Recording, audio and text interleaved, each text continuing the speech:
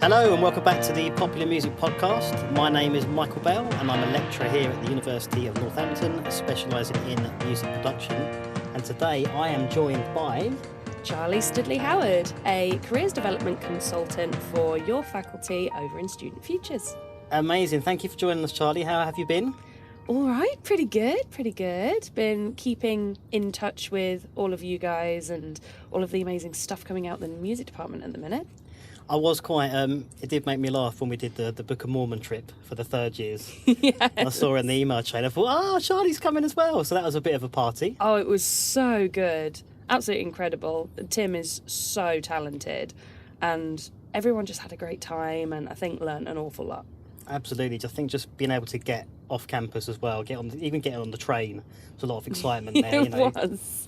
Down to London, figuring out what the pit looks like and what a show looks like, and then that they get to meet the musicians afterwards as well. It's like, what an opportunity for them. Oh, it was a brilliant networking opportunity, and it was nice just to sit and have a drink with people who are actually in it and living the dream. Absolutely. And I think, for you, I suppose in careers, do you think, is that sort of thing you think important? Do you think that's something we need to do more of, or? Definitely. I'd say it's fundamentally important, especially in our industry, because it's a lot of the time there are opportunities that arise where someone will say, I need a trumpeter, or I need a guitarist, or I need a vocalist.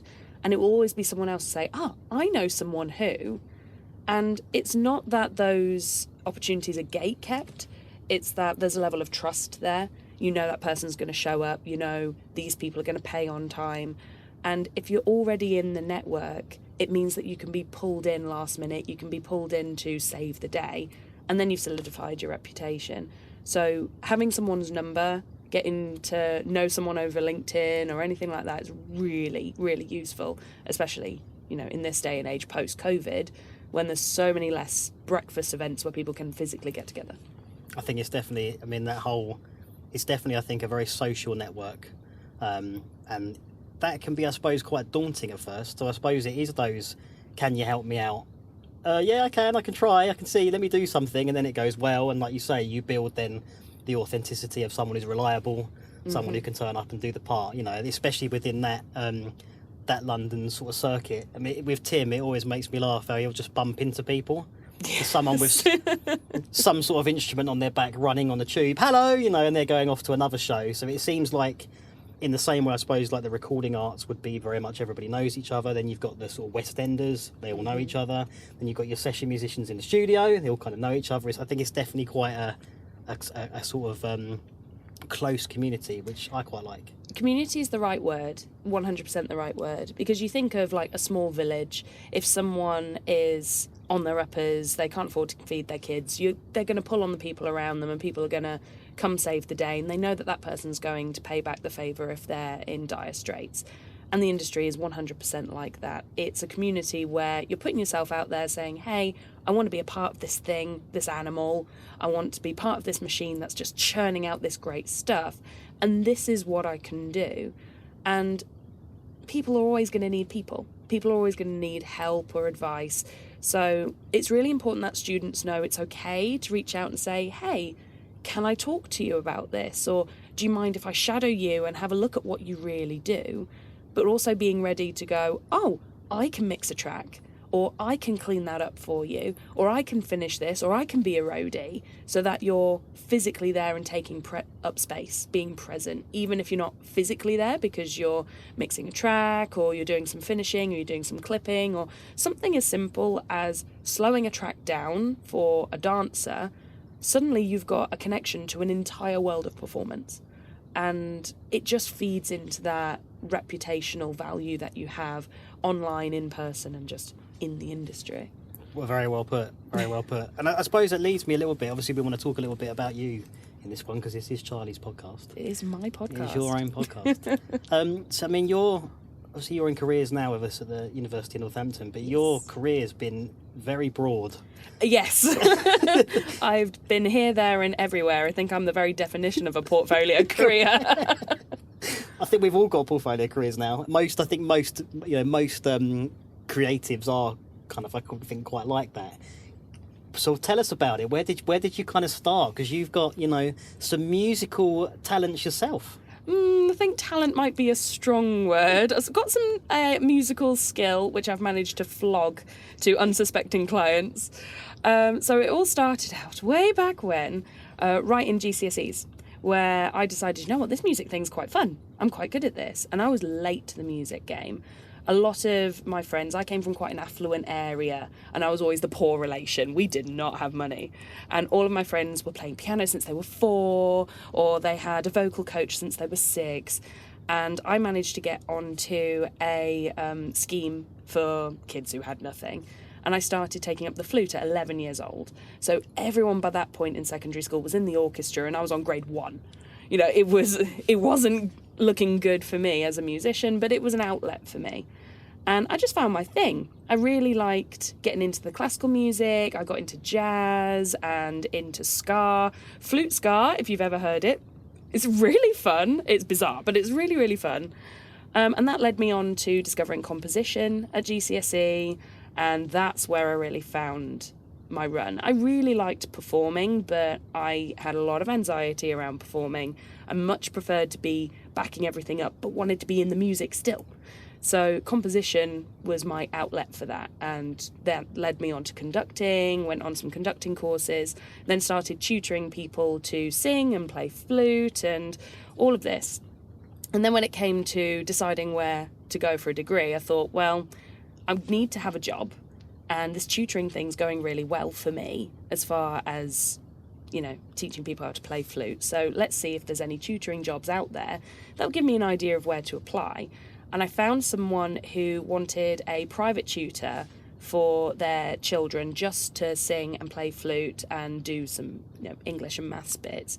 It was almost an au pair job, not quite, but it was a private tutor job in Cambridge. And so I thought, Cambridge University, maybe not, but tried my luck and applied to universities all around Cambridge and got a place at Anglia Ruskin University, which at the time for the music department was part of the Cambridge School of Art. And that completely changed my life. I set up my own business as a tutor at first, and then that went out into composing. I started composing for small groups because if anyone knows about the Cambridge scene, it's very artsy-fartsy. So there was lots of experimental music, there was lots of choral music, there was lots of things to do with film, TV and media, which became my real cash cow going through university because I started working with corporate clients and making a ton of mistakes there and learning an awful lot about what not to do, but also a lot about how amazing it is being a part of this community. And then decided, I want to bring more arts to young children. So trained to be a primary school teacher and was head of music at 3 separate schools, changed the way music was taught through Peterborough Diocese, and linked that with religious education, with it being part of the church. And all of that was great fun.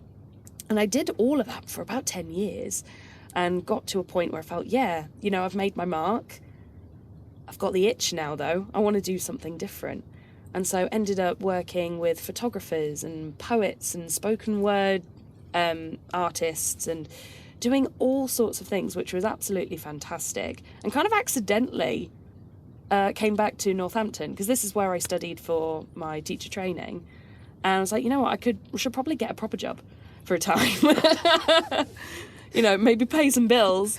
And ended up in careers here. My teaching degree allowed me a ways in there. It was not a, if you like, straightforward process, which I think is really helpful for me as a careers development consultant, because I've now looked and gone, if someone like me can get a job like this, what else could we do? What other opportunities are out there? So now I'm in here and teaching people about how to really get the career of their dreams and how to manage multiple careers and be employed as well as self-employed. And there's lots of exciting things on the horizon for me and for everyone else, I think. Amazing. That's what I loved about that was just the amount that you have done and that real sort of portfolio career. I'm quite kind of passionate about that term because I think it's like what we was discussing just before we came onto this podcast about kind of being able to explore different passions and move into different areas, and that seems to be very much you. Yeah. So I've done this for 8 years, let me now try this.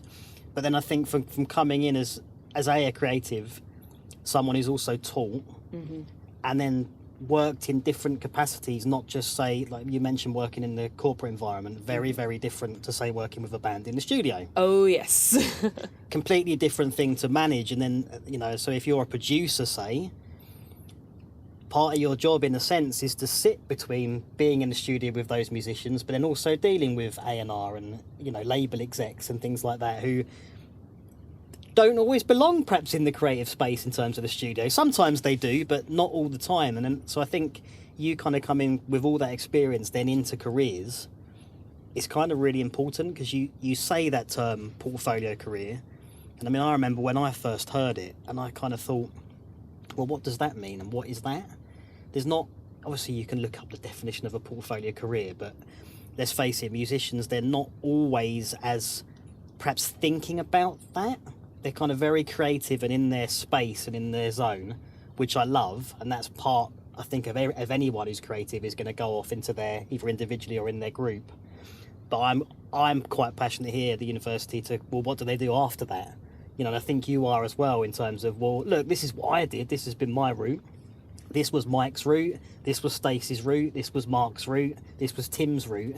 Everyone's got a slightly different story, which I think is quite useful for students and hopefully kind of, you know, provides some hope that this is actually possible.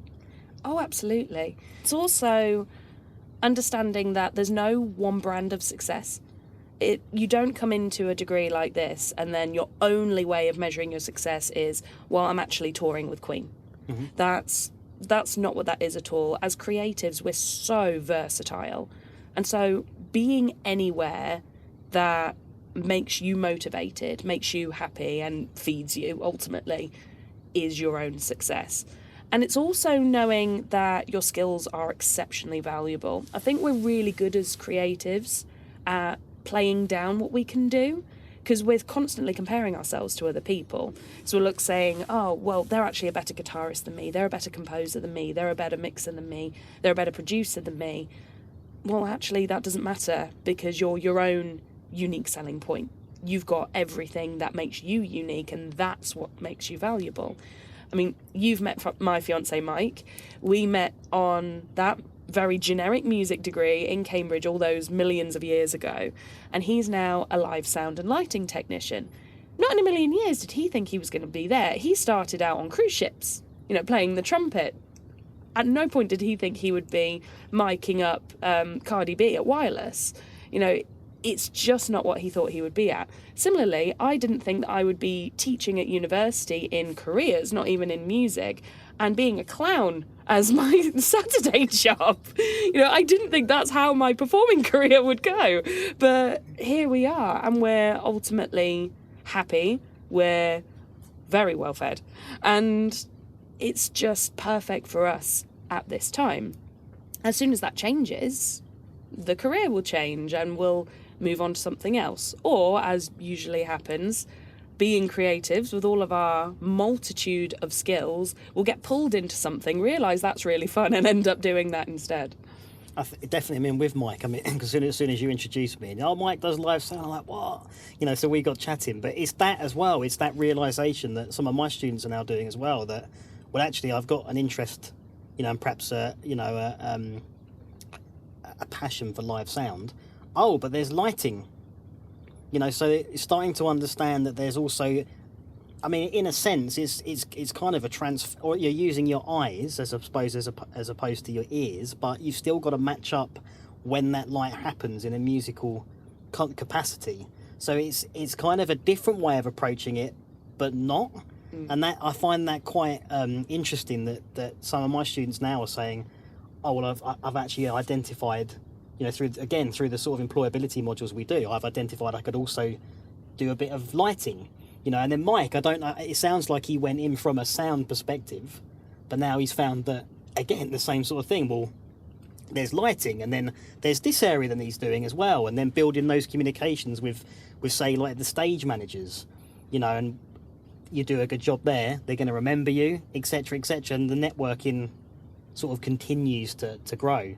I think networking sort of come up a lot just in this conversation, and obviously we talk about it a lot, obviously in what we do. I think it's probably one of the core components of not just being a musician, but I think, as you say, in this day and age, it is more, in a sense, perhaps we could say post-COVID, now there's perhaps less events. It's perhaps harder to get out there, and you're now doing it all online. Or do you think that that's starting to come back with more face-to-face? Or do you think there's more opportunities now with the online groups and things like that? I think it's kind of two faces of the same coin, if I'm honest. I think COVID taught us that life went on online. And there's a lot that has been great from that. The bursting through LinkedIn and things like the dots, which for anyone who doesn't know is like LinkedIn for creatives, and is kind of in its baby stages at the minute. It's a bit clunky, but there's loads of amazing creatives on there, and there's job postings, and there's like seminars and all sorts on there, which is brilliant. And just reaching out to people, just adding people, usually you'll get an ad back or you'll get a message back or something like that. And it's become acceptable just to reach out, which has made networking online so much easier. Similarly, there's a lot of fatigue with online things. People are kind of done with that. We've had like 4 years of everything being online. So now face-to-face performance has really boomed. As soon as doors were open again, people just wanted to get out. And that sort of momentum hasn't really stopped. It's changed direction lots of times, and its focus has been in lots of different areas, but there's still this real need for people to make that face-to-face and personal contact. So I'd say both are good and both are present. It's about what works for you, your goals, your business, so on and so on. If you're looking at working front of house, you need to be able to talk to people face-to-face. If you're going to be the bedroom composer, you can probably work a lot over email and Teams and Zooms and you'll be fine, but making sure you've got that broad networking skill is really, really important. And it's also about backing up that skill as well, making sure that you've got that online presence, making sure you've got those sound bites, making sure you've got that portfolio accessible at all times, so that if you are having a conversation with someone in person or online and they go, oh, so you're doing music, what do? You can just slap your phone down and go, this is me. And we've spoken about this many times before. That's how I got my first corporate job, was chatting to one of my friends on the train. My friend happened to be my client at the time, which is why we were talking about composition. And someone turned around and said, oh, you compose? What sort of stuff do you do? And this was way back in the day when like Skype was, peak technological communication. And so there I was pulling out my YouTube, my baby YouTube, back before ads were a thing, and showing them some of the stuff I did. And that's what landed me the job and got me into a completely different industry. So having those skills, having that confidence and that backup of I've got my things ready and I can talk about myself in a confident way, just really lays the foundation for a really successful and employable graduate. Mm-hmm. And I think this is something, we've done a lot of work in the creative practitioner module, but that is around building that professional portfolio, building that professional network, and looking at transferable skills, things you might need, which, unfortunately includes things like bookkeeping. But, but I think it is kind of that issue highlighting on that again. It is quite a close-knit group. Just through a conversation on the train, you happen to be in that situation. But I think that happens more than people might think. Definitely. I think that, really being just in a particular area, if you're, I don't know, again, coming back to the West End, people are going to see shows, people are going for nights out and dates and whatever else. But musicians are also travelling to do their performances, to do their shows. And I find it interesting as well that the whole kind of, I suppose if someone is a little bit more on the sort of, introverted side of the spectrum, so to speak, and they don't like being out in the spotlight like that, talking myself in terms of relationships, say, with directors as writing for film, that often is quite a sort of intimate, personal relationship. You're not necessarily out there in the You know, you might, I mean, if you get big, okay, you might have to go to the premiere or whatever else. But I find not everything has to be, there's lots of different roles and groups for people, and they're all really important in part of that. I think that's one of the things that drew me to film, was just seeing that credits list. Like the sheer amount of people that are actually involved in making that production. I personally found that spoke to me. It's like, wow, all these people were part of that production. Or looking through the liner notes on a record, you know, it was recorded where, and this person was there, and that person was there, this person flew in, and suddenly you're seeing what their network looked like.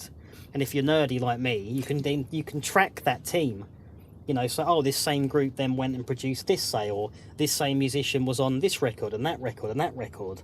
So it's quite interesting to sort of, I suppose, case study how these people get, how does this all work, this sort of machine that we call, I suppose, the music industry.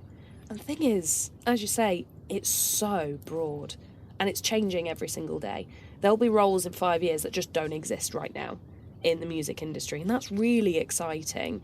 But also means that particularly graduates who are just starting out are turned to for their adaptability. And that can be really intimidating. The fact that you need to be everything to everyone and you need to just be ready to go at the drop of a hat. And it doesn't have to be. You can arm yourself to be ready for that situation in lots of different ways.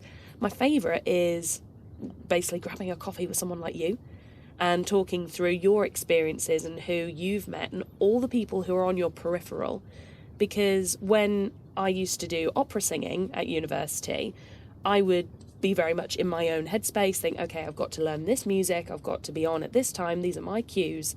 And it's not until you're stood backstage and you see the stage manager and you see the lighting technicians and the audio technicians and the musical director and the physical director, and then you've got the ballet dancers and all of their team, and you're looking going, oh my gosh, this one show, this one 3-hour show that people are paying 15 quid to come in, sit down, see, and then go home, is this enormous project which has produced so many jobs that I just didn't even realise.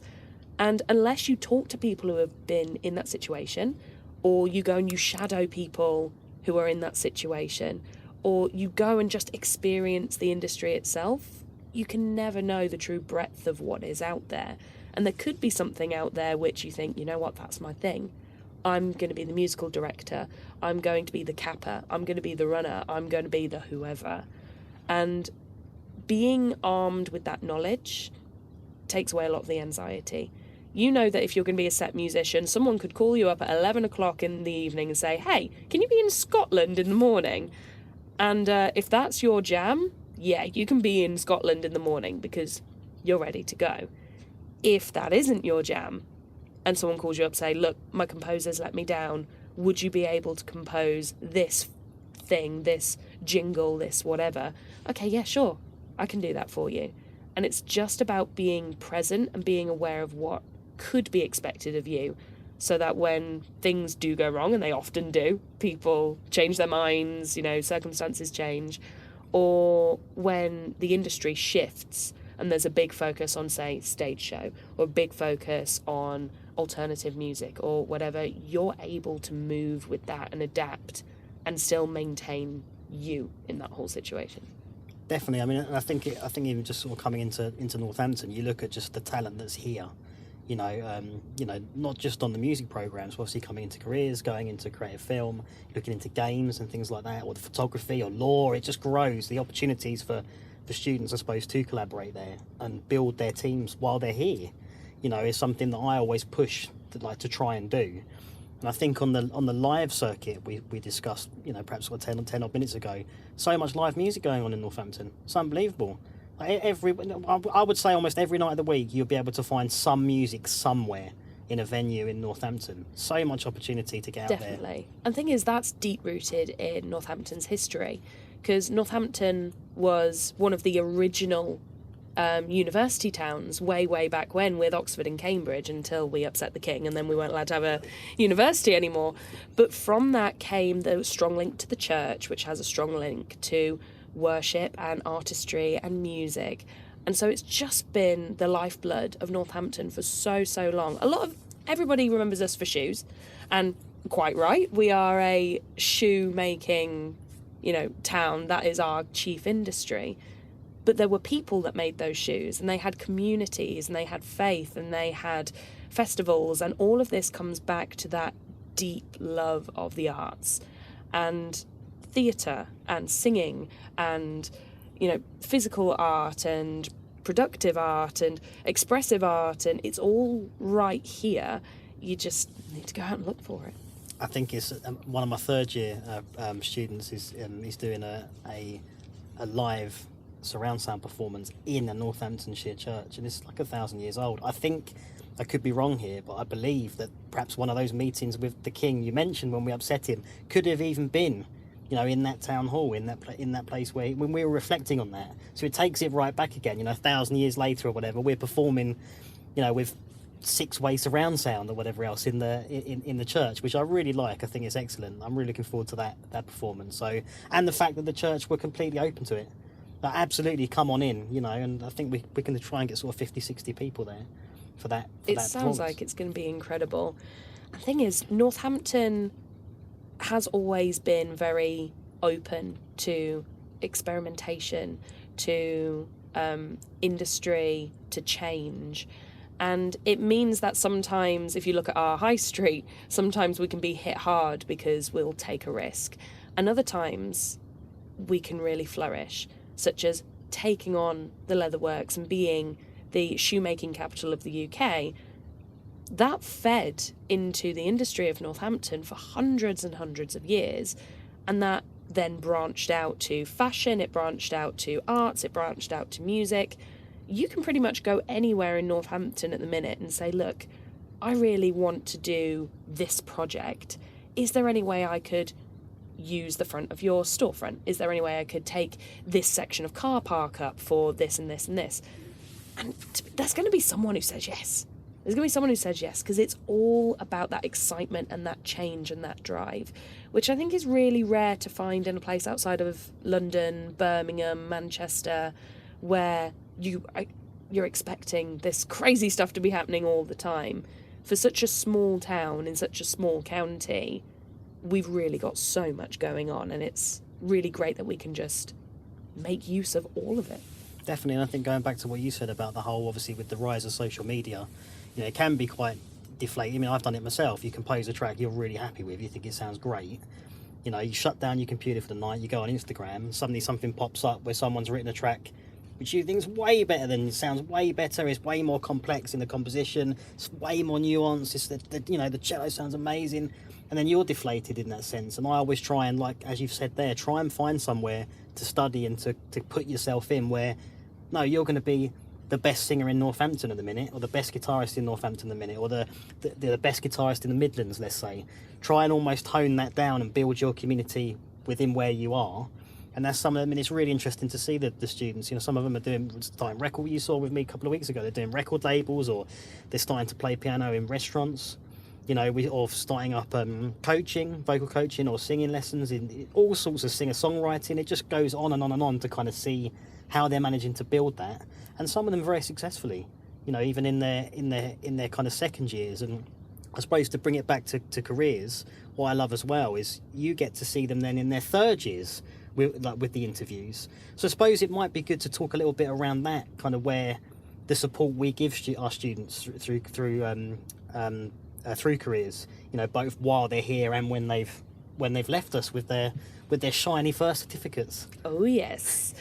Well, what's brilliant about the University of Northampton is it's a university like no other. It's one of the newest universities in the UK. It's the only university that has built a campus from scratch and really focused in on how to make students not only have a great student experience, but make them employable change makers in the future and really make their mark on the world, and how to facilitate them doing that.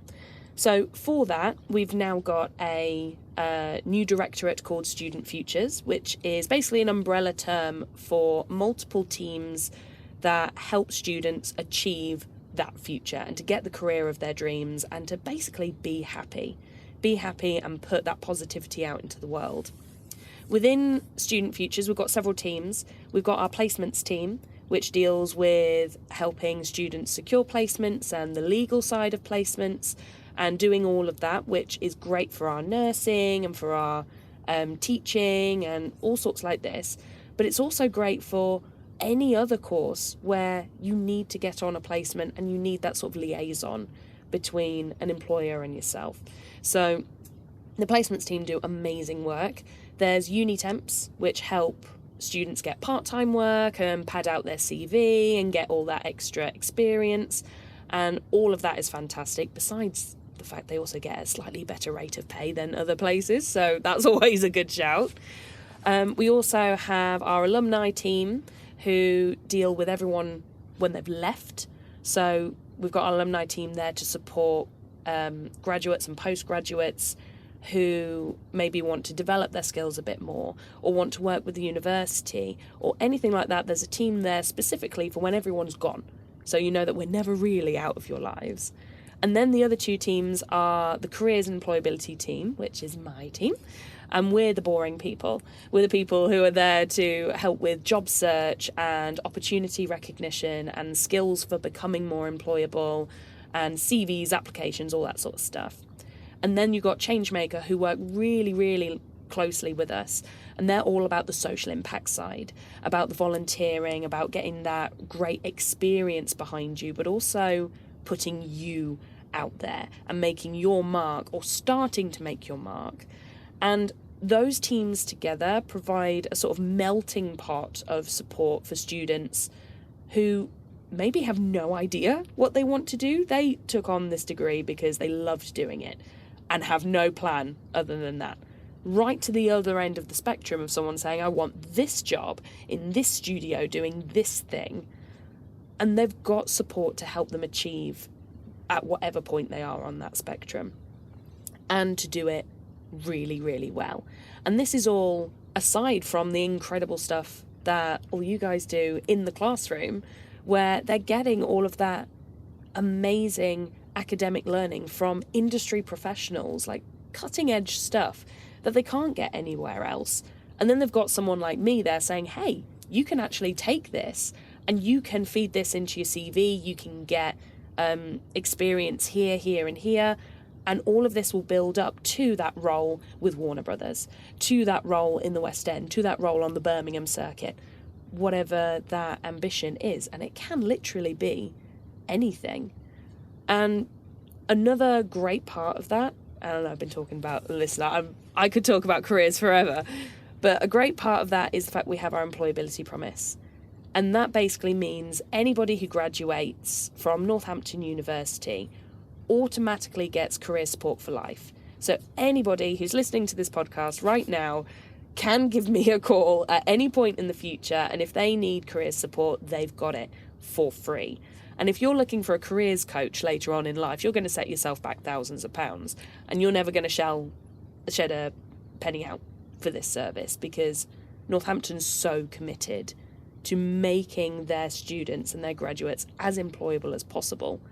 But more than that, if you manage to get the Gold Employability Award when you graduate, you can actually go out into the world, make your way, and in a few months, if you look and go, this isn't what I wanted to be elsewhere, or worst case scenario, you've got nothing at all, you can come back to the university and say, can I please, make use of the promise? And then you'll have someone like me working with you one-on-one for 6 full months to get you into the job that you want.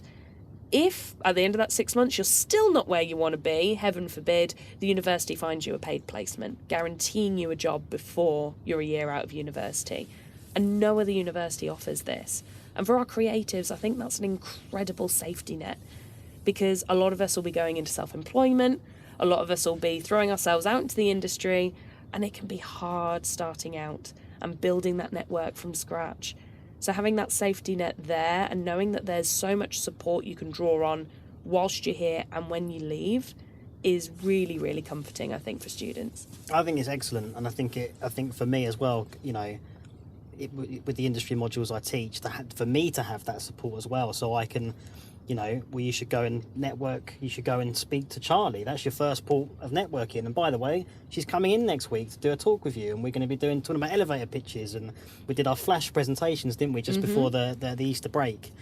So I mean, I think it's excellent. My experience at uni was very much, I felt equipped with the sort of technical and the musical skills that I perhaps needed, but I didn't really know kind of perhaps how to network, and I found myself going to networking events and being quite awkward, and didn't quite, I didn't have any kind of tips or tricks or perhaps ways I could approach that. It is something you have to learn. I think it perhaps comes naturally to some people, but I still think you need some kind of, I'm going to have to tell a little segue story of this, of a seminar I did go to. Murray Gold, who's a composer. And he said he was terrible at this, at networking, and he said that everyone told him he had to get into the Groucho rooms or the Groucho Lounge in London, which is where all the kind of celebs hang out, all the producers, everybody's in this place, so everyone's trying to get into this networking space in Soho. And he said he was so sort of like awkward about doing that, they didn't know what to do, so he had a few drinks, just looking at his watch in terms of, and he said this is his talk, his seminar at the BFI, he said he's looking at his clock, he realises he's got half an hour left. And he kind of just did this ridiculous act where he just sort of threw all his business cards, got all his business cards out in his hand, just threw them all out sort of across the bar and left. It's like, that was his, I don't know what else to do. I mean, guys, please don't do that. Please don't do that. It seemed to work for him, but it's that kind of thing. He was so anxious the whole night, he'd managed to get into that networking event, but then he didn't really necessarily know what to do whilst he was in there. And then he just did something completely silly to try and make some impression, which he did. He got work, but it's that kind of, what way do you get into networking, and how do you do it? What behaviours do you need, or who do you perhaps, if you're going to approach someone as like a film director, there's going to be a certain way that you do that, So I think all those skills we can give them, even if it's just sort of anecdotal stories like that, or even though that's probably the worst one to say ever. But I think we do a lot, and I think looking at the graduate outcomes as we continue is going to be something that's really interesting for me and you, kind of where we go. Definitely. The whole degree Definitely. I think, sort of piggybacking off of your little anecdotal story there, I think if people like us and people like him actually had somewhere they could go and ask any question, it would have made that situation so much easier. It's all well and good someone saying, oh yeah, go to this place, or go on LinkedIn, or go on the dots. But what do you do when you're there? It's a minefield if you don't know how to start. But when you've got academics like yourself who have done it and lived it and been there, and you've got services like Student Futures where you can just email the Student Futures inbox with any question. Where do I go to network for photography? How do I set up an exhibition? How am I going to find opportunities to get work in the West End? Are we going to know the answers to all the questions? No, but we can probably point you in the right direction. And it just means that you don't have to do anything blind. You don't have to go into anything alone. You've always got someone who's got your back and wants what you want, which I think is a really big difference between when we were at university to now. When we were at university, it was, there's your degree, go figure it out. Whereas now it's very much, okay, what are your aims? What are your goals? And there's no judgment, there's no expectation. We're not your parents. We want what you want. And if you want to travel the world and busk in all the capital cities in the world and you want to figure out how to make that a business, come and talk to us. If you want to establish yourself with a studio and you don't know how to get started, you come and talk to us, because it's about your journey and making you as employable but also as impactful on your industry as possible. Definitely, and I think that the fact the door's not shut when you go, I think is really important. And I think the fact that just at Northampton in general, I mean, we're all doing something. All of us have had some experience out in the world, have done it for 10, 15, 20 years, whatever. And now, again, part of our portfolio careers, we're giving back. So, absolutely brilliant. Well, thank you so much, Charlie, for joining me on this podcast. Thank you for having me. You're very, very welcome. Any final points from yourself? Just make sure that you're asking the questions, and ask your academics and your other support staff to be brutal with you, be brutally honest and tell you where to go to find the stuff. If you ever need anything from me, you can always email the Student Futures inbox or come and find me on the ground floor of the Learning Hub. You can also go on our Student Futures portal, and there's an abundance of resources that you can look at becoming self-employed, at networking, at CV skills, at what a portfolio career actually is and how to support one. There's so much on there, so please just do your research, reach out to us and go for that career of your dreams, because it is possible. Thank you, Charlie. We appreciate you. Thank you.